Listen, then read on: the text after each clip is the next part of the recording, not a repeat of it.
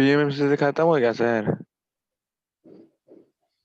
PMMC तो complete हो चुका है ना, पीएमएमसी कंप्लीट हो चुका है। फिर उसके बाद से ओम मीटर जो था, पीएमएमसी का एप्लीकेशन था, वो भी कंप्लीट हो चुका है। ठीक, उसका ओम न्यूमेरिकल मीटर ना बताओ सर।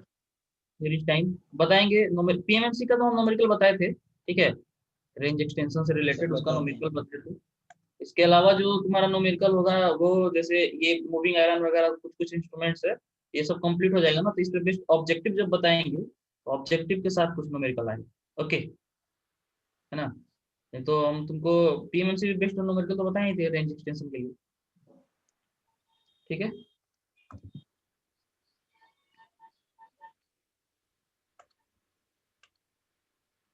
ठीक है। तो आज का क्लास जो है तुम्हारा मूविंग आयरन इंस्ट्रूमेंट। ठीक, देखो, मूविंग आयरन इंस्ट्रूमेंट जो होता है, सबसे पहला चीज कि इसको तुम एसी और डीसी दोनों के लिए मेजर कर सकते हो। ठीक है, आमीटर और वोल्ट मीटर दोनों में यूज होता है, एसी प्लस डीसी दोनों के लिए। बेसिक रेंज इसका क्या है, वही 100 मिली एम्पियर से 100 एम्पियर, इसका थोड़ा रेंज ज्यादा है पीएमएमसी के रेस्पेक्ट में। इसका दो टाइप होता है बेसिकली। मूविंग आयरन इंस्ट्रूमेंट अभी हम लोग पढ़ते हैं, दो तरह का होता है, एक होता है अट्रैक्शन टाइप, एक होता है रिपल्सन टाइप। ठीक, तो हम लोग बारी बारी से दोनों को देखेंगे कि दोनों का कंस्ट्रक्शन क्या है, वर्किंग क्या है। ठीक है, देखो, इसमें क्या होता है अट्रैक्शन टाइप में, ये डिपेंड करता है कि तुम्हारा क्या होगा ना, कि एक वेन होता है, वेन समझ लो पहले। वेन, जब वेन बोलेंगे तो उसका क्या मतलब हुआ।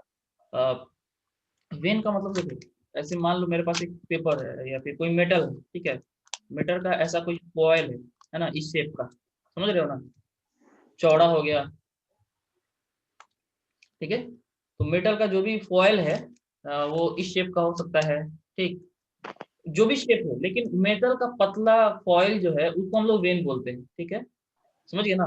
तो मेरा क्या अभी क्या है, मतलब हम क्या बता रहे हैं, वेन। तो वेन जब भी बोलेंगे तो इससे मतलब तुम लोग इस तरह से समझना, मेटल का पतला सा फॉयल रहेगा। ठीक, वो, उसको हम वेन कहेंगे। अब ये वेन जो है, ये मेटल का मान लो है, ठीक, तो इसको कहीं भी अगर मतलब मैग्नेट मिलेगा, ठीक है, इसको मैग्नेट मिलेगा, या तो वो परमानेंट मैग्नेट हो या फिर वो इलेक्ट्रोमैग्नेट हो, तो वो अट्रैक्ट होगा, है कि नहीं। ये मैग्नेट है, ये तो आयरन है ना। तो आयरन पीस का क्या होता है, आयरन पीस में कहानी यही है कि अगर आप क्या कीजिएगा, आयरन पीस इलेक्ट्रोमैग्नेट या परमानेंट मैग्नेट के पास लेके जाइएगा तो वो अट्रैक्ट होगा। ठीक है, अब मान लो हम क्या किए कि इस ये जो आयरन पीस है, इसके साथ एक पॉइंटर को कनेक्ट कर दिए। ठीक है, इसके साथ क्या किए हैं, एक पॉइंटर को कनेक्ट कर दिए। ठीक, अब इसको यहाँ से हिंज कर दिए हैं, ठीक है, फिक्स हो गया एकदम से। ठीक, अब इसके पास हम मान लेते हैं ये मेरा फोन जो है मैग्नेट है। ठीक, तो ये इसके पास लेके गया, तो ये क्या होगा, ये विंग जो है इस मैग्नेट की तरफ अट्रैक्ट होगा, है ना, मैग्नेट की तरफ अट्रैक्ट होगा। तो अट्रैक्ट होगा तो तुम्हारा क्या होगा, पॉइंटर तुम्हारा मूव करेगा, है ना। तो इस तरह से इसका मूवमेंट होता है पॉसिबल। तो ये परमानेंट मैग्नेट मेरा नहीं रहता इस केस में। इस केस में जो मेरा ये जो कॉइल जो रहता है, वो परमानेंट मैग्नेट ना होके क्या होता है, एक इलेक्ट्रोमैग्नेट होता है। जो भी करंट हमको मेजर करना है ना, उसी से हम वो इलेक्ट्रोमैग्नेट क्रिएट करते हैं। देखो, फिगर देखो, इससे फिगर से ज्यादा तुमको क्लैरिफिकेशन मिलेगा। यहाँ देखो, ये तुम्हारा पूरा स्ट्रक्चर है। ठीक, अब इसमें देखो, यहाँ पे तुम्हारा ये जो है आयरन का वेन, आयरन वेन जो है वो कनेक्ट किया गया है। ये आयरन वेन, अब तुम्हारा हम जो ये जो दिखाए थे रेक्टेंगुलर, ये तुम्हारा इलिप्टिकल, सर्कुलर, कोई भी शेप का हो सकता है, लेकिन पतला रहेगा, ठीक है, और मेटल का रहेगा। ठीक, तो देखो यहाँ पे मेरा जो है, ये तुम्हारा आयरन वेन हुआ, यहाँ जो दिख रहा है ना ऐसे इलिप्टिकल शेप में, ये तुम्हारा आयरन वेन हुआ यहाँ पे। ठीक है, अब ये इसको हम लोग क्या कहते हैं, ये मूविंग, इसी को कहते हैं मूविंग आयरन। ये मूविंग आयरन है। ये क्या होगा, देखो यहाँ पे कॉइल है। अब तुम लोग सोचोगे सर ये कॉइल कैसे है, तो देखो ये कॉइल का क्या किया गया ना, इस तरह से लपेटा गया है इस पे। ठीक है, यहाँ से मान लो कॉइल इसमें गया, इधर से घूम के इधर से निकला। ठीक है, इस तरह से करके इसको पूरा इस पर लपेटा गया है, समझ गया ना। तो ये पूरा जो है ये तुम्हारा कॉइल ही है, समझ गए। तो ये कॉइल है, ये मैग्नेटिक फील्ड क्रिएट करेगा इधर से इधर, इस तरह से। ठीक, तो ये तुम्हारा कॉयल है, इसका इस तरह से दिखा दिया गया है इसको फिलहाल, है ना। तो ये तुम्हारा कॉयल का वाइंडिंग शो किया गया है। कॉयल में कॉयल का वाइंडिंग तुमको यहाँ शो किया गया है, ये वाइंडिंग हो गया, यहाँ पे वाइंडिंग हो गया। ठीक, तो ये कॉइल हो गया। अब इस कॉइल में हम लोग क्या करते हैं, जो भी करंट मेजर करना है ना, इसी कॉइल में हम लोग उस करंट को फ्लो कराते हैं। तो किसी भी कॉइल में अगर तुम करंट फ्लो करवाते हो तो वो क्या करता है, मैग्नेटिक फील्ड क्रिएट करता है। ठीक है, वो क्या करेगा, मैग्नेटिक फील्ड क्रिएट करेगा। अब उस मैग्नेट में क्या होगा, ये तुम्हारा मूविंग आयरन अट्रैक्ट होगा। अब इस मूविंग आयरन से हम लोग क्या किए, इस पूरे पॉइंटर वाले असेंबली को अटैच किए हुए हैं, तो वो क्या करेगा, उस पॉइंटर को भी घुमाएगा। समझ गए? जैसे ही ये देखो, आयरन इधर से इधर अट्रैक्ट होगा तो तुम्हारा पॉइंटर इधर से इधर की तरफ मूव करेगा। समझ गए? और यहाँ पे तुम्हारा डायल प्रोवाइडेड रहेगा। ठीक है, तो ये पॉइंटर के डायल के ऊपर रहेगा तो तुम्हारा वो रीडिंग शो करेगा। ठीक, समझ गया ना? ये बेसिक के फिगर है, इसी को दिमाग में रखना है। ठीक है, एक के फिगर ऐसा भी दिखाया जाता है इसमें। देखो इसमें भी वही चीज है। यहाँ पे एक्चुअली क्या है, हम लोग कंट्रोल के लिए जो क्या यूज किए हैं, देखो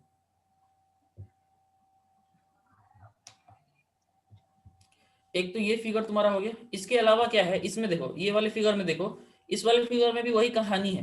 ठीक, ये जो तुमको दिख रहा है ना, ये आयरन वेन है। ठीक है, ये कौन सा है, ये पतला वाला, ये आयरन वेन है। ठीक है, और इसके ये क्वाइल मान लो।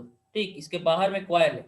ठीक, तो अब ये जैसे ही क्वाइल मैग्नेटाइज होगा ना, तो आयरन वेन जो है वो उसके तरफ अट्रैक्ट होगा, मतलब और वो मतलब इस तरह से रोटेट करेगा। ठीक है, तो ये रोटेट करेगा तो तुम्हारा पॉइंटर जो है तुम्हारा मूव करेगा। ठीक है ना? तो इसी रिप्रेजेंटेशन को दिया हुआ है, तुम ये वाला फिगर भी दिमाग में रख सकते हो। समझ गए ना? इस फिगर को दिमाग में रख सकते हो, इससे काफी चीज क्लियर हो जाता है। लेकिन ध्यान में रखना, ये मूविंग आयरन इंस्ट्रूमेंट में हम दो तरह का कंट्रोल यूज कर सकते हैं। या तो हम लोग क्या करेंगे, ग्रेविटी टाइप यूज करेंगे, है ना, ग्रेविटी टाइप कंट्रोल बताए थे हम।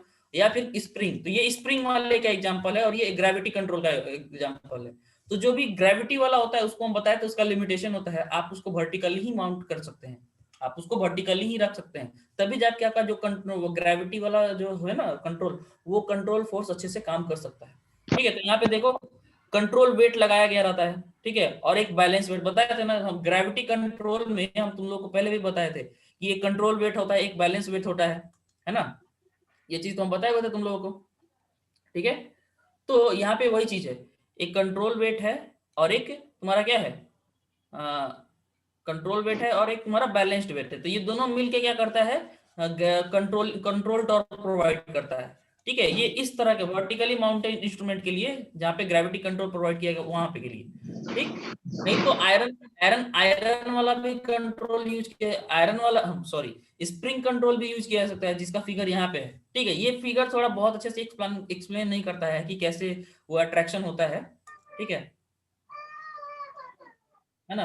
तो ये जो है बहुत अच्छे से एक्सप्लेन नहीं करता है, तो ये वाला एक्सप्लेनेशन के लिए ये समझ लो, है ना, कैसे अट्रैक्ट हो रहा है तो पॉइंटर कैसे मूव कर रहा है, उसी तरह का कहानी इसमें भी रहता है। ठीक है, तो इतना इसको समझो, उतना नहीं समझना है।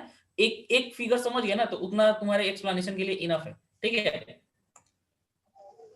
यहाँ देखो यहाँ चीज है वही, figure shows an attraction type instrument, a soft iron vein is attached to the moving system, when current to be measured is passed through the coil, a magnetic field is produced। ठीक है, coil के through जब हम coil कहाँ पे flow हो रहा है जी, कॉइल जो है, कॉइल किस में फ्लो हो रहा है, तुम्हारा जो स्टेशनरी कॉइल है उसमें। ध्यान देना, पीएमएमसी में क्या होता था, एक चीज ध्यान नोटिस करना तुम लोग, पीएमएमसी में एक परमानेंट मैग्नेट रहता था। ठीक है, और इसके बीच में एक मूविंग कॉइल रहता था ऐसे। ठीक है, इस मूविंग कॉइल में हम लोग को जो जो भी करंट मेजर करना है ना, वो किस में फ्लो करवाते थे जी, इस कॉइल में फ्लो कराते थे, और यही कॉइल मूव करता था, इसीलिए उसका नाम क्या था, मूविंग कॉइल। समझे? उसका नाम क्या था जी, मूविंग कॉइल था। क्यों? क्योंकि जो भी करंट हम लोग को फ्लो कराना है, मेजर करना है, वो उस कॉइल के थ्रू दे रहे थे, और वो कॉइल ही मूव कर रहा था, इसीलिए उसका नाम क्या था, मूविंग कॉइल था। और उसमें परमानेंट मैग्नेट था, इसीलिए उसको परमानेंट मैग्नेट मूविंग कॉइल कहा जाता था। यहाँ पे तुम्हारा कॉइल मूव नहीं कर रहा, coil is stationary, but iron is moving. So इसका नाम उसी के अकॉर्डिंग पड़ गया, है ना, मूविंग आयरन, आयरन मूव कर रहा है। ठीक है, कॉइल जो है तुम्हारा हेवी पोर्शन है, ध्यान देना, कॉइल तुम्हारा, कॉइल नंबर ऑफ टर्न्स उसमें बहुत ज्यादा रहता है, तो वो हेवी पोर्शन तुम्हारा यहाँ स्टेशनरी है, तो इसका बेनिफिट मिलता है ऐसे इंस्ट्रूमेंट में। तुम्हारा जो है हेवी पोर्शन स्टेशनरी है ना, इसमें जो है पीएमएमसी में कॉइल मूव करता था। ठीक, और कॉइल जितना ज्यादा नंबर टर्न्स करोगे उतना ज्यादा वो उसका इनर्शिया बढ़ेगा। ठीक है, तो यहाँ पे कॉइल तुम ढेर सारा टर्न भी डाल सकते हो, क्यों, लेकिन उससे ज्यादा इशू नहीं आएगा। क्यों? क्योंकि ये स्टेशनरी पोर्शन में रहेगा, ठीक है, आयरन मूव कर रहा है।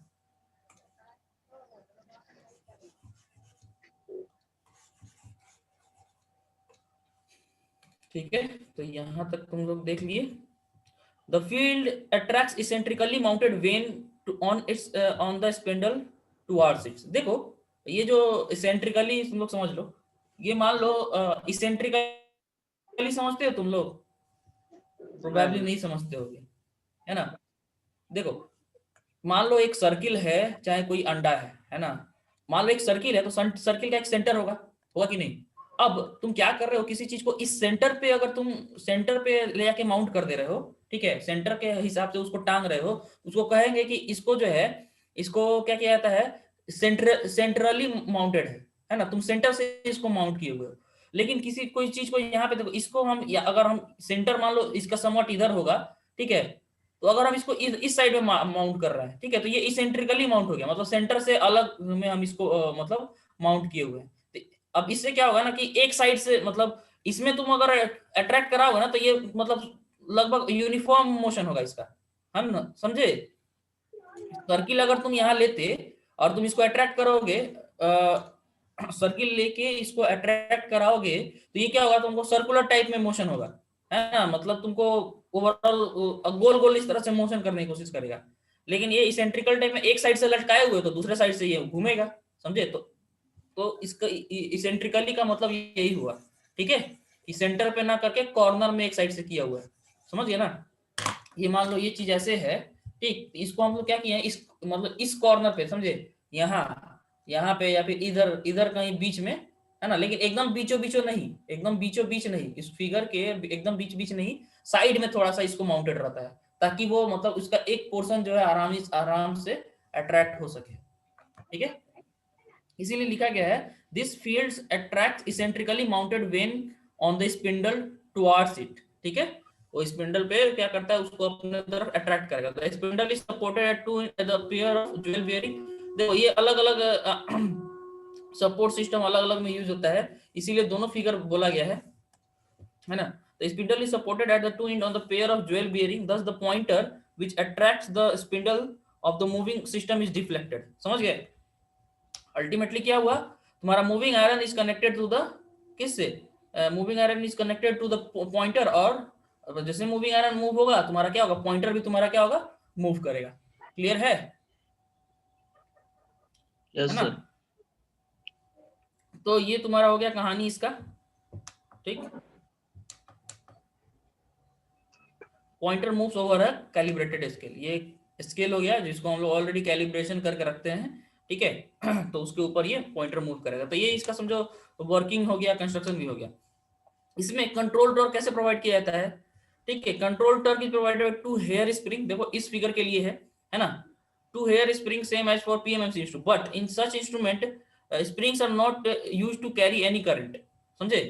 इसमें जो है सिर्फ स्प्रिंग प्रोवाइड किया, लेकिन इस स्प्रिंग में कोई करंट फ्लो नहीं होता है। जबकि पीएमएमसी में क्या होता है ना, करंट इसके थ्रू होके मतलब इसके थ्रू होके फ्लो करता है, ठीक है। तो यहाँ पे करंट जो है तुम्हारा कॉइल में फ्लो होता है, करंट स्प्रिंग में करंट नहीं रहता है, सिंपल सी बात, ठीक। Gravity control can also use, हम लोग ये जो फिगर शो किए गए हैं यहाँ पे ग्रेविटी कंट्रोल यूज किए हैं, समझे, है ना। तो ग्रेविटी कंट्रोल भी यूज किया जा सकता है, ठीक है, मूविंग तुम्हारा vertically mounted panel type moving iron instrument के लिए, ठीक है। तो ये दो फिगर इसीलिए शो किया कर दिया गया, एक स्प्रिंग टाइप, एक वर्टिकली टाइप, ठीक। अब आ जाओ, यहाँ पे क्या किया गया है, एक डैम्पिंग टॉर्क है।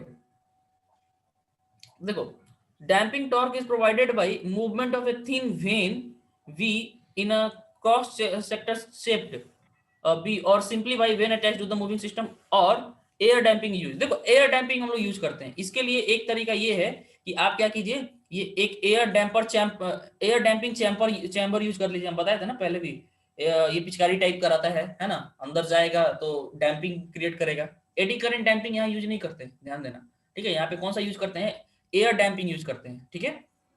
एयर फ्रिक्शन डैम्पिंग बोलते हैं या एयर डैम्पिंग बोलते हैं। तो ये तुम्हारा एक तो फिगर ये है एयर डैम्पिंग का, तो दूसरा फिगर ये है, इसमें ये बॉक्स है, इसके बॉक्स के अंदर एक वेन घूमेगा, ठीक है, तो दोनों कहानी सिमिलर ही है, समझे।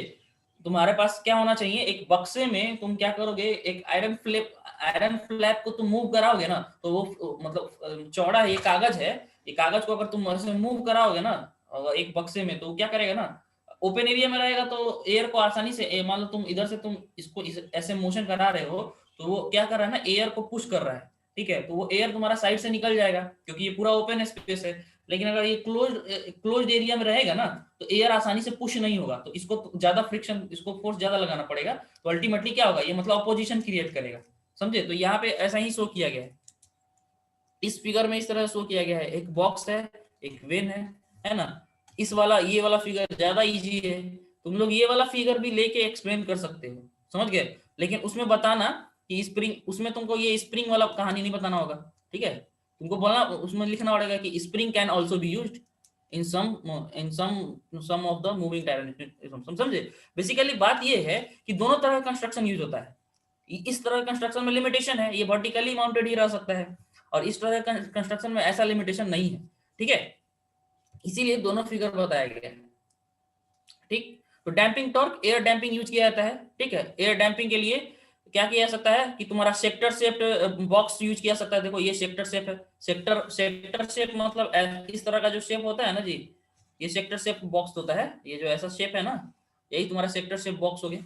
एक तो ये यूज कर सकते हो, अदर या फिर तुम्हारा क्या है, सिंपली ये vane attach to a moving system, ये वेन अटैच करके ये वाला, ठीक है। तो दोनों तरीके से मतलब तुम्हारा डैम्पिंग अल्टीमेटली क्या कर रहा है, एयर डैम्पिंग प्रोवाइड कर रहा है, ठीक है। तो ये कहानी हो गई किसकी, अट्रैक्शन टाइप मूविंग इंस्ट्रूमेंट की, है ना। इसमें हम लोग क्या देखे, कॉइल सीधा सीधी, मेन फंक्शन तुम्हारा वर्किंग एक्सप्लेनेशन क्या है, जो भी करंट हमको मेजर करना है वो इस कॉइल में हम लोग मतलब कॉइल के थ्रू डालेंगे, ठीक है। तो ये कॉइल में जैसे वो करंट फ्लो करेगा, मैग्नेटिक फील्ड क्रिएट करेगा, और जो ये तुम्हारा आयरन जो है, जो इसेंट्रिकली माउंटेड है इस स्पिंडल पे पॉइंटर के साथ, वो तुम्हारा अट्रैक्ट होगा, देखो इसके तरफ खींचा जाएगा, है ना, इससे दूर नहीं जा रहा है, इसके तरफ अट्रैक्ट होगा। तुम जानते हो मैग्नेट की तरफ हमेशा तुम्हारा क्या होता है, मैग्नेट की तरफ आयरन जो है वो क्या होगा, अट्रैक्टिंग होता है।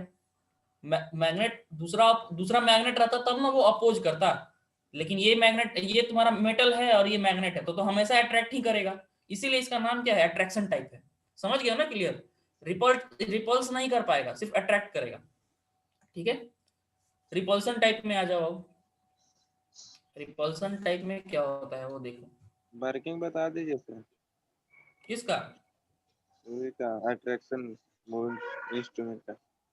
अरे इसका वर्किंग तो तुमको यही तो है ना, देखो ये यहीं पे तुम्हारा इसका सारा वर्किंग क्लियर है, यहाँ पे जो है ना, यहाँ यहीं से वर्किंग तुम्हारा शुरू हो जा रहा है, समझे।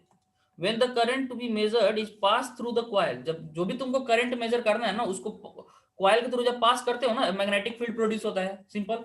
ये फील्ड क्या करता है, तुम्हारा एसेंट्रिकली माउंटेड वेन को अपने तरफ अट्रैक्ट कर लेता है।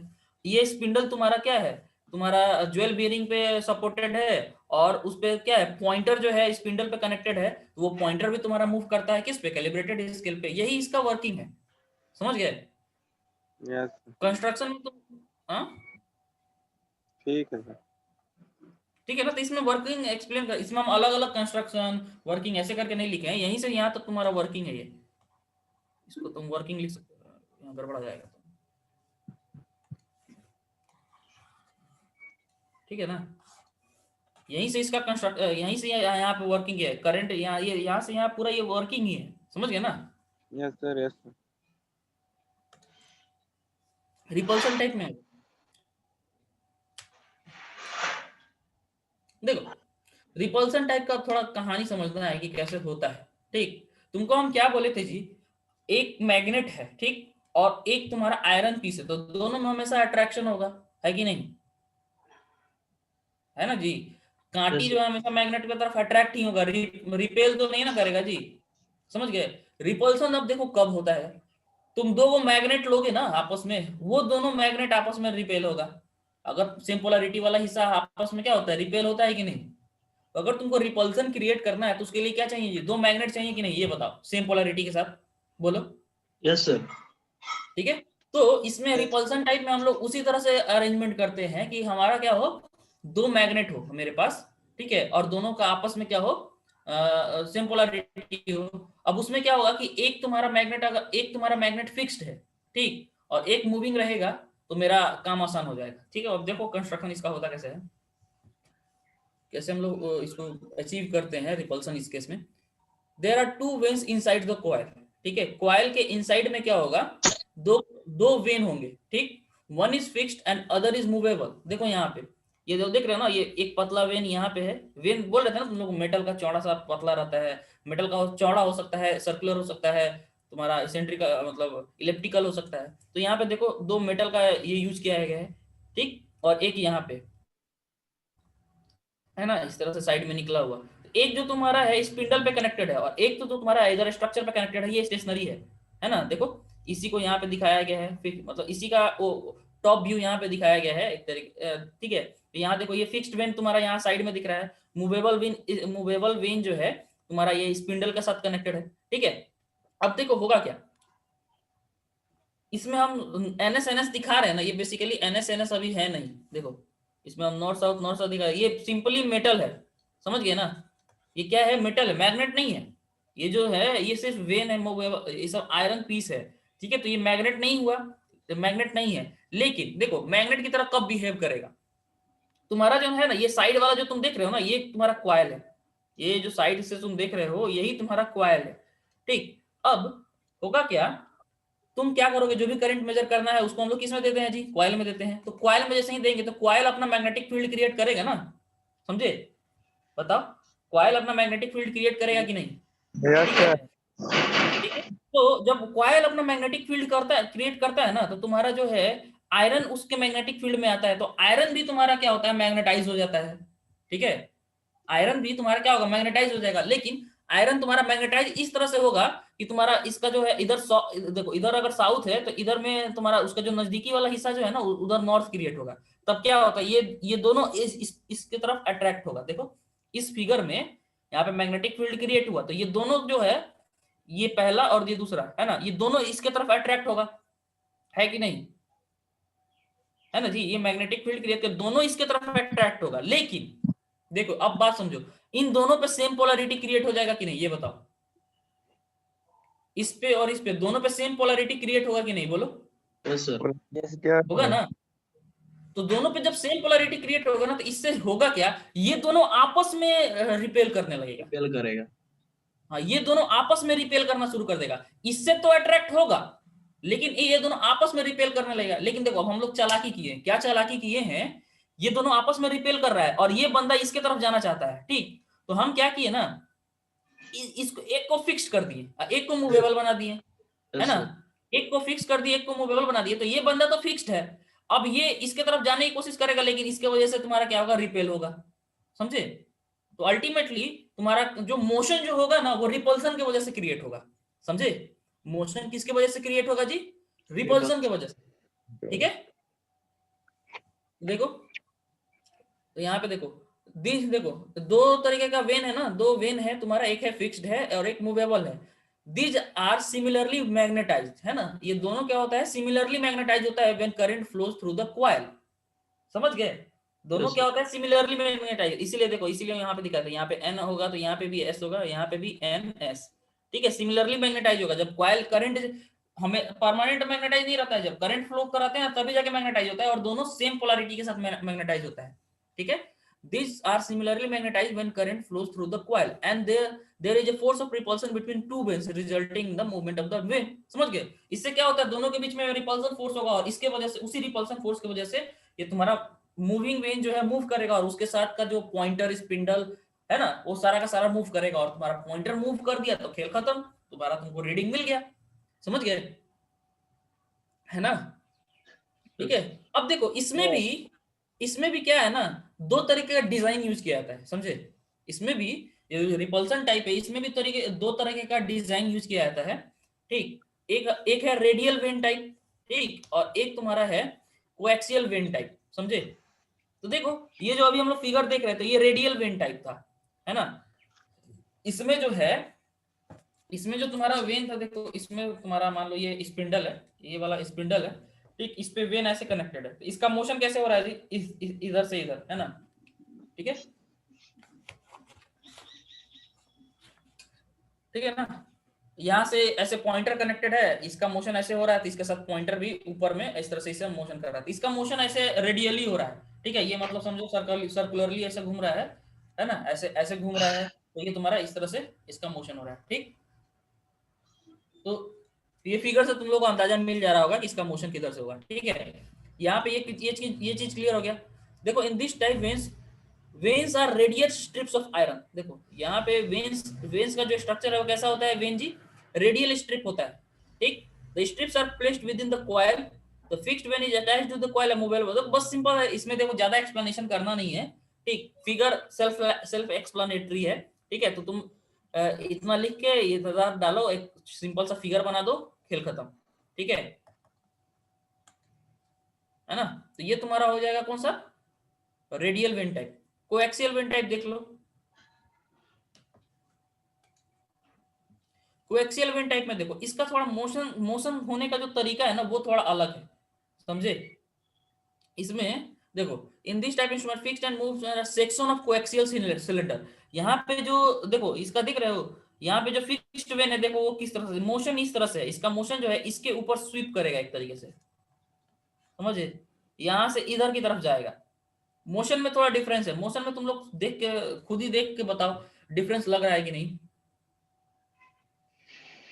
Yes sir. इसके ओवर उसके ऊपर ऊपर से ही ये स्वीप करेगा, समझे। उसमें क्या हो रहा था ना कि ऐसे फ्लैप करके रेडियली अंदर जा रहा था, ये इसी के ऊपर सिलेंडर के पेरिफेरी के अलोंग यहाँ पे तुम्हारा मूव करेगा, समझे।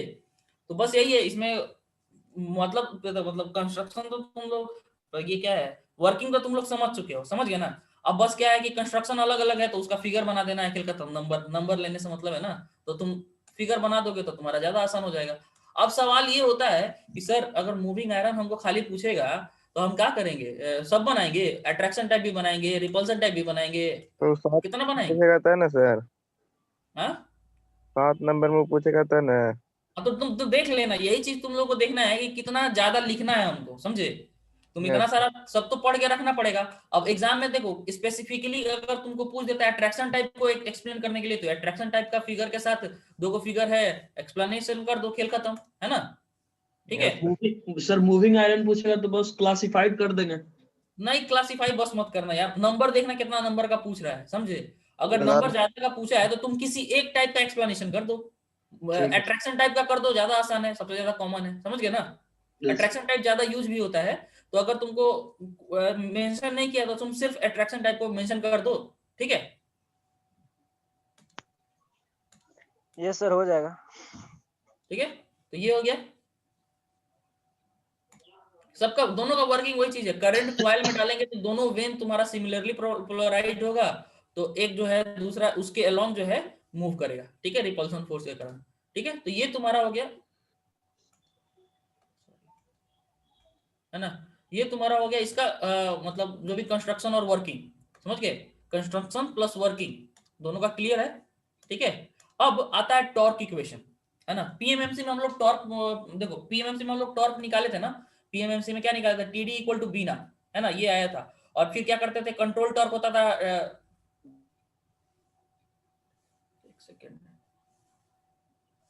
डिफ्लेक्शन इक्वेशन करंट होता था प्रोपोर्शनल।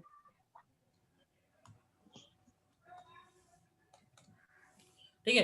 तो मूविंग आयरन में हम लोग क्या करते थे जी, टॉर्क इक्वेशन पढ़े थे, टीडी इक्वल टू बीना आया था, और ये तुम्हारा कंट्रोलिंग स्प्रिंग कांस्टेंट यूज कर, स्प्रिंग यूज करते थे ना, तो स्प्रिंग में टॉर्क का रिलेशनशिप ये रहता है। स्टेडी स्टेट कंडीशन में क्या मिला था, टीडी इक्वल टू टीसी, है ना, तो इसे हमको अल्टीमेटली मिला theta equal to B I N A by K S, ठीक है। ये रिलेशनशिप हम लोग को मिला था, ये पीएमएमसी में था, नोट करके साइड में लिखे हुए हैं ताकि तुमको ध्यान रहे कि पीएमएमसी और मूविंग आयरन में क्या डिफरेंस आता है। तो देखो इसमें जो बीने के लिए हम क्या किए थे, पूरा मतलब बताए थे कि कैसे कैसे फोर्स क्रिएट होके तब जाकर अल्टीमेटली तुमको क्या निकलता है, ये मतलब डिफ्लेक्शन टॉर्क क्रिएट होता है। इसमें जो डिफ्लेक्शन टॉर्क का एक्सप्रेशन है वो और ज्यादा लेंदी है, समझे, तो और उतना तुम लोगों को पढ़ना भी नहीं है, ठीक है। टॉर्क इक्वेशन अगर पूछता है ना तो तुम डायरेक्ट यहाँ से इसको एक्सप्लेनेशन कर दो, ठीक है। तो टॉर्क इक्वेशन में हम लोग यहाँ क्या करते हैं ना, डायरेक्ट रिलेशनशिप देखेंगे। इनफैक्ट इससे आगे जो भी इंस्ट्रूमेंट आएगा ना सबका हम लोग क्या करेंगे, डायरेक्ट उसका टॉर्क इक्वेशन में सिर्फ उसका एक्सप्रेशन से हम लोग उठाएंगे, ठीक है। तो यहाँ देखो इस केस में तुम्हारा क्या है, मान लो करंट तुम्हारा इनिशियल करंट है, ठीक है, तुम्हारा करंट हो गया, एल तुम्हारा इंस्ट्रूमेंट का अपना इंडक्टेंस हुआ। देखो इसमें कॉइल रहता है ना, देखो इंस्ट्रूमेंट, ये देखो इंडक्टेंस का यहाँ पे फंडा आ जाता है। हम लोग जब पीएमएमसी पढ़ रहे थे ना, उसमें भी कॉइल रहता है, लेकिन वहां पे इंडक्टेंस नहीं आता है। क्यों बताओ? उसका रीजन है, इंडक्टेंस इफेक्ट तभी आता है ना जब तुम्हारा देखो इंडक्टेंस इफेक्ट जब आता है ना जब तुम्हारा फ्लक्स जो है कंटिन्यूअसली चेंज हो, समझे? फ्लक्स जो है वो चेंज हो। अगर तुम्हारा फ्लक्स या करंट अगर चेंज नहीं हो रहा है तो तुम्हारा इंडक्टेंस इफेक्ट नहीं आएगा। तो पीएमएमसी में क्या होता है, डीसी करंट होता है, तो डीसी करंट होने की वजह से इंडक्टिव इफेक्ट नहीं आता, ठीक है। तो पीएमएमसी में कोई इंडक्टिव इफेक्ट क्यों नहीं आता, डीसी होने की वजह से। लेकिन यहाँ पे हम लोग तो एसी के लिए भी इसको यूज करते हैं, इसीलिए यहाँ पे इंडक्टिव इफेक्ट अवेलेबल रहता है, ठीक है। अब प्लस इसमें नंबर ऑफ टर्न्स कॉइल वगैरह का वो भी ज्यादा रहता है, ठीक है। तो यहाँ पे एक इंडक्टिव इफेक्ट आएगा, तो वही तुम्हारा यहाँ पे क्या है, इंडक्टेंस है। देखो let I be the initial current, L be the instrument inductance and theta is the deflection, है ना, ये तीन चीजें हैं। अब if the current increases by d L, current अगर मान लो करंट,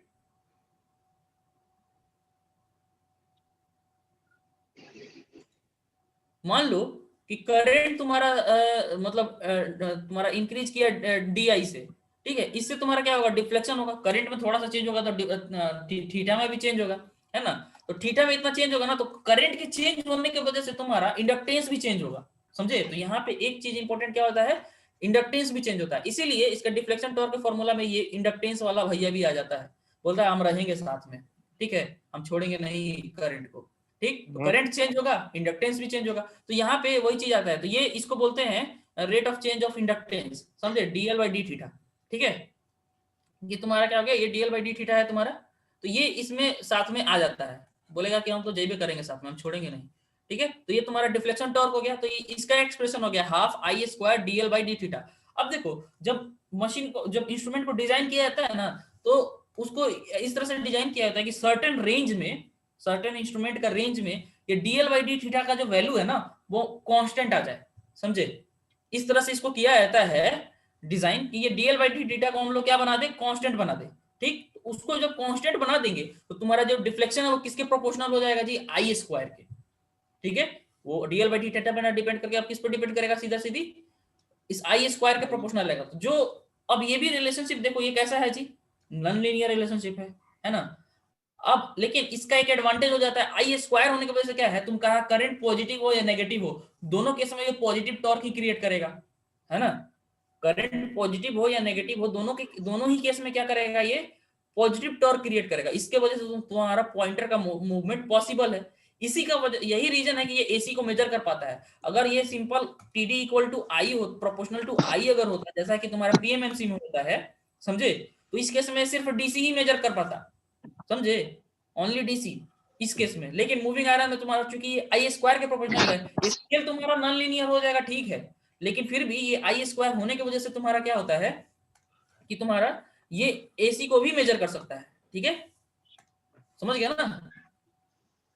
तो देखो ये टीडी क्या है जी, ये तुम्हारा टॉर्क है, टॉर्क तुम्हारा न्यूटन मीटर में दिया जाता है, आई एम्पियर में हो गया, एल तुम्हारा, एल का यूनिट हेनरी होता है, तुम लोग सब जानते हो। थीटा किस में होता है, रेडियन, ठीक है, थीटा रेडियन में दिया, थीटा देखो नॉर्मली रेडियन में रहता है, बहुत टाइम क्वेश्चन में तुम्हारा डिग्री में भी दिया रहता है, ठीक है। तो डिग्री से तुमको क्या करना पड़ता है, उसको रेडियन में चेंज करना पड़ता है जहां रिक्वायरमेंट हो, ठीक।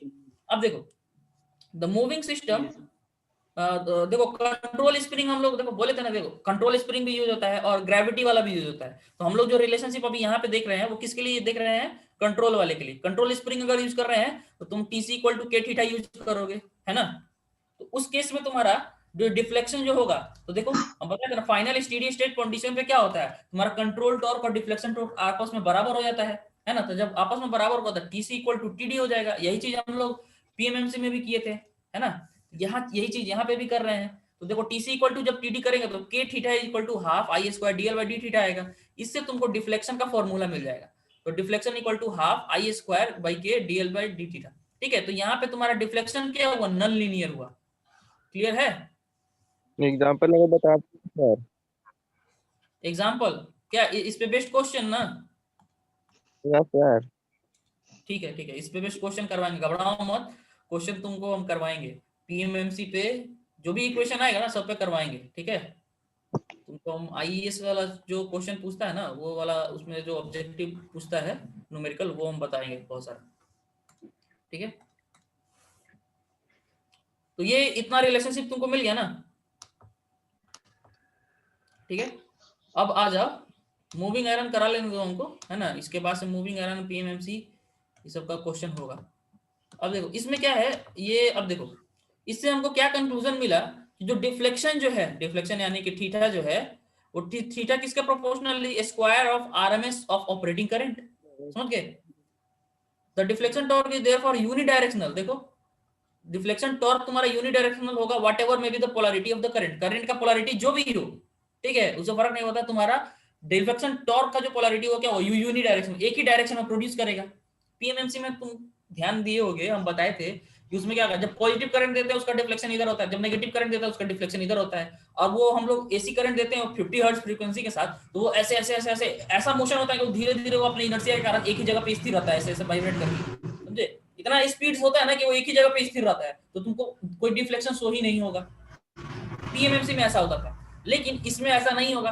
तुम कुछ भी, तुम नेगेटिव करंट दो पॉजिटिव करंट दो, इसका डिफ्लेक्शन एक ही डायरेक्शन में होगा, ठीक है। इसी की वजह से it works both for AC and DC current, समझ गए। Yes sir. अब इसका एडवांटेजेस क्या है वो देखो, robust construction and relatively cheap, ठीक है।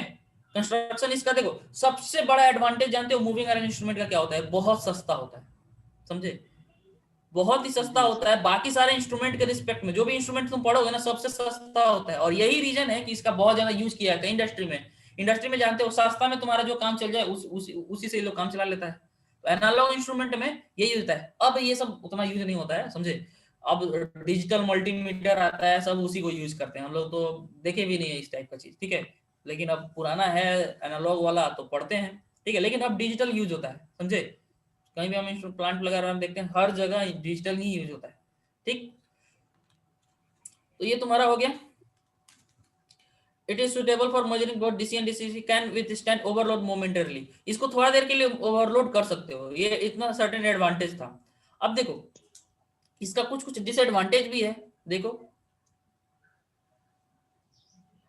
As the deflection is proportional to I square, hence the scale is instrument is not uniform, समझे। स्केल जो है इसका तुम्हारा यूनिफॉर्म नहीं रहेगा। इसको तुमको क्या करना पड़ेगा ना, लोअर साइड में क्रैम्प करना पड़ेगा। क्रैम्प का मतलब आप लोअर साइड में तुमको क्या करना पड़ेगा ना, बहुत कम कम दूरी पे रखना पड़ेगा। जैसे देखो इस यहाँ से यहाँ के इसके बीच के डिस्टेंस कितना है, एक इतना, एक जो है इतना गैप में है, समझे। और यहाँ से यहाँ के बीच में एक जो है बहुत बहुत तुम्हारा क्या है, कम गैप है। तो अगर तुम इंस्ट्रूमेंट को अगर तुम मतलब मान लो कि रीडिंग ले रहे हो, कम रीडिंग ले रहे हो, करंट का कम वैल्यू मेजर कर रहे हो, है ना, तो तुम्हारा क्या होगा ना, वो तुम उतना अच्छे से डिस्टिंग्विश नहीं कर पाओगे, समझे। लेकिन मान लो जैसे देखो तुम्हारा यहाँ पे 1.1 जो है मेजर करना इधर इस साइड में दिक्कत है, लेकिन तुम यहाँ पे 8.1 जो है तुम देखो 8.1 आसानी से बता दोगे, ठीक है, क्योंकि इसके बीच में इतना गैप है। लेकिन इधर जो है उतना गैप नहीं मिलता, ठीक है। इसीलिए इस इंस्ट्रूमेंट को जो फुल स्केल रीडिंग की तरफ जाया है ना, फुल स्केल रीडिंग इधर हुआ ना जी, तो फुल स्केल रीडिंग की तरफ अगर मेजरमेंट है तो आपका एक्यूरेसी अच्छा रहेगा इस इंस्ट्रूमेंट का, समझे। एरर तुम्हारा लिमिटिंग एरर कम होगा अगर तुम फुल स्केल रीडिंग की तरफ इसको मेजर करोगे तो, ठीक है। तो नॉन यूनिफॉर्म होने का यही घाटा है, स्केल तुम्हारा जो है एक साइड में थोड़ा क्रैम्प हो जाता है, ठीक।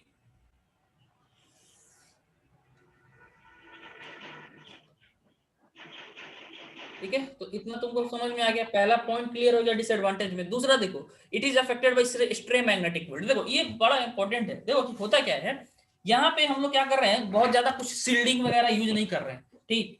अब मूविंग आयरन इंस्ट्रूमेंट है, सीधा सीधी कॉइल लगा हुआ है, समझे। कॉइल तुम्हारा लगा हुआ है ना जी, कॉइल का इस तरह से स्ट्रक्चर था ना, इस तरह से, है ना। हम लोग कॉइल इस तरह से लपेटे हुए थे, तुमको यहाँ पे जो कॉइल दिखाए थे। तो अब ये कॉइल जो है यहाँ पे परमानेंट मैग्नेट तो हम लोग यूज करते नहीं है जी, है ना। तो इसका जो मैग्नेटिक फील्ड है थोड़ा सा उतना स्ट्रांग नहीं रहता। मूविंग आयरन इंस्ट्रूमेंट का मैग्नेटिक फील्ड अच्छा खासा स्ट्रांग रहता है, तुम लोग को बताए थे। लेकिन इसका मैग्नेटिक फील्ड उसके कंपैरिजन में लो रहता है।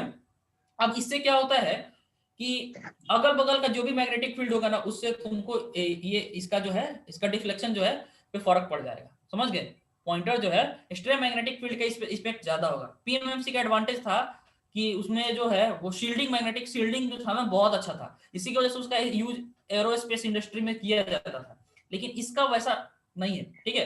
तो और एक रीजन ये भी है, इसी की वजह से हम लोग यहाँ एडी करंट डैम्पिंग यूज नहीं कर सकते, क्योंकि देखो एडी करंट डैम्पिंग के लिए हमको एडी करंट डैम्पिंग के लिए क्या करना होता है ना, वो एडी करंट डैम्पिंग में जो भी मतलब जिस पे भी तुम एडी करंट प्रोड्यूस करवाओगे वो अपना मैग्नेटिक फील्ड क्रिएट करता है, ठीक। तो वो एडी करंट के मैग्नेटिक फील्ड क्या करेगा, मेन मैग्नेटिक फील्ड को ना डिस्टोर्ट कर देगा, उसके वजह से रीडिंग गड़बड़ आएगा।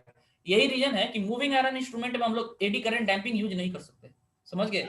दिमाग में रखना, ये ऑब्जेक्टिव में पूछता है, ठीक है। एडी करंट डैम्पिंग को हम लोग मूविंग आयरन इंस्ट्रूमेंट में यूज नहीं कर सकते, क्यों? क्योंकि वो क्या करेगा, वो मेन फील्ड एडी करंट के द्वारा जो मैग्नेटिक फील्ड होगा ना, वो मेन फील्ड को क्या करेगा, डिस्टोर्ट कर देगा, ठीक है, रीडिंग में गड़बड़ लाने लगेगा, ठीक है। देखो हिस्टेरिसिस एरर होता है इस इंस्ट्रूमेंट में। हिस्टेरिसिस एरर क्या होता है, इंस्ट्रूमेंट थोड़ा लेट से तुम्हारा क्या करता है, थोड़ा टाइम लेता है, ठीक। हिस्टेरिसिस एरर क्या होता है, थोड़ा टाइम लेता है तुम्हारा रिस्पांस देने में, ठीक है। तो ये इसमें हिस्टेरिसिस एरर होता है, इसको यूज किया मतलब इसको मिनिमाइज किया जाता है निकेल आयरन एलॉय यूज करके, ठीक है। ये हो गया। इसके बाद से देखो देखो अब इसमें क्या है ना, ऐसे मूविंग आयरन इंस्ट्रूमेंट का जो रीडिंग होता है ना, वो तुम्हारा फ्रीक्वेंसी के साथ वेरी कर सकता है, रीडिंग जो है फ्रीक्वेंसी के साथ वेरी कर सकता है। क्यों? क्योंकि देखो ये जो इंस्ट्रूमेंट है इसमें तुम्हारा इंडक्टेंस यूज किए हो, ठीक है। तो ये जो ये इसका जो है ना, ये इंडक्टेंस जो होता है बेसिकली रिएक्ट, जब फ्रीक्वेंसी हम लोग देते हैं तो वो रिएक्टेंस क्रिएट करता है। रिएक्टेंस होता है ऐसे XL equal to omega L, समझे। XL इक्वल टू क्या होता है, ओमेगा एल। ओमेगा क्या होता है, 2 पाई एफ, समझे। यानी कि तुम जैसे जैसे फ्रीक्वेंसी बढ़ाओगे ना, ये फ्रीक्वेंसी को तुम जैसे जैसे इंक्रीज करोगे, ठीक, तो ये फ्रीक्वेंसी बढ़ाओगे तो तुम्हारा ये एक्सएल का जो वैल्यू है वो चेंज होगा, और ये तुम्हारा इफेक्ट डालेगा इंस्ट्रूमेंट पे, समझे। तो ओवरऑल ये जानो कि ये जो रिएक्टेंस होता है, इंडक्टेंस की वजह से जो भी रिएक्टेंस होता है वो क्या करता है, तुम्हारा क्या होगा, तो मतलब अलग अलग ज्यादा अगर फ्रीक्वेंसी दोगे तो इसका लिमिटेशन है, तुम सर्टेन फ्रीक्वेंसी रेंज से ज्यादा तुम इसको मतलब ज्यादा यूज नहीं कर सकते, हम बताएंगे वो रेंज क्या है, ठीक है। उससे ज्यादा तुम फ्रीक्वेंसी रेंज में इसको यूज नहीं कर सकते, ठीक। With increase in frequency iron loss and coil impedance increases, समझे। तो यहाँ देखो ये कॉइल का इंपेडेंस है, देखो कॉइल का इंपेडेंस क्या हो जाए, कॉइल में कुछ अपना रेसिस्टेंस होगा प्लस एक्सएल, ये तुम्हारा कॉइल का इंपेडेंस हो जाता है। तो एक्सएल तुम्हारा फ्रीक्वेंसी पर डिपेंडेंट है, जब तुम्हारा फ्रीक्वेंसी ज्यादा होगा तो कॉइल का इंपेडेंस ज्यादा हो जाएगा, ठीक है। तो एक तो इससे प्रॉब्लम हो जाएगा। इसके अलावा फ्रीक्वेंसी जब बढ़ता है ना, मशीन में तुम लोग आगे जाके फ्यूचर में पढ़ोगे, आयरन लॉस होता है, समझे। आयरन लॉस होता है जिसमें हिस्टेरिसिस लॉस होता है, ठीक है, कोर लॉस कंपोनेंट होता है। तो वो फ्रीक्वेंसी बढ़ने से वो दोनों इंक्रीज करता है। तो आयरन लॉस ओवर, ये ध्यान रखो कि आयरन लॉस जो होता है वो तुम्हारा इंक्रीज करता है। आयरन लॉस वगैरह पढ़ाया नहीं गया है अभी तुम लोगों को, मशीन में उसको डिटेल पढ़ना है, या फिर नेटवर्क वगैरह में पता नहीं तुम लोगों को सिलेबस में है कि नहीं, ठीक है, लेकिन मशीन में पक्का तुम लोग को मिलेगा आयरन लॉस, ठीक। तो फिर इतना इतना जानो कि फ्रीक्वेंसी पे डिपेंडेंट ये चीजें होती है। तो जैसे ही फ्रीक्वेंसी बढ़ेगा तो वो लॉसेस ज्यादा होने लगेंगे, तो फिर उतना ज्यादा लॉस पे इंस्ट्रूमेंट यूज नहीं करेंगे हम लोग, ठीक है।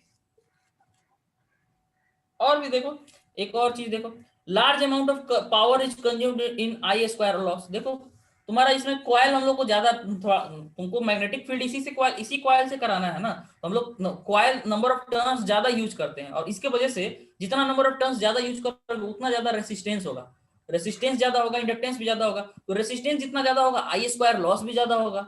आई स्क्वायर आर लॉस होता है ना जी, कॉपर लॉस जिसको बोलते हैं, तो ये आई स्क्वायर आर लॉस भी ज्यादा होगा।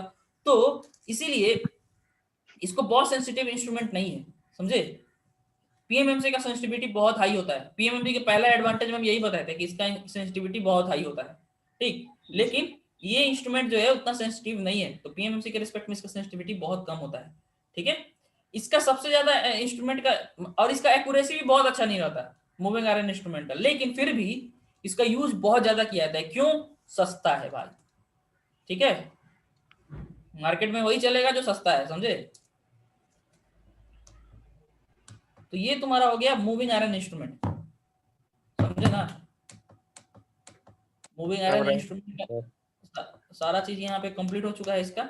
अगला जो होगा, देखो अब क्वेश्चन तुम बोल रहे थे ना, ठीक है, एक काम करते हैं, कुछ क्वेश्चन बना ही लेते हैं, ठीक।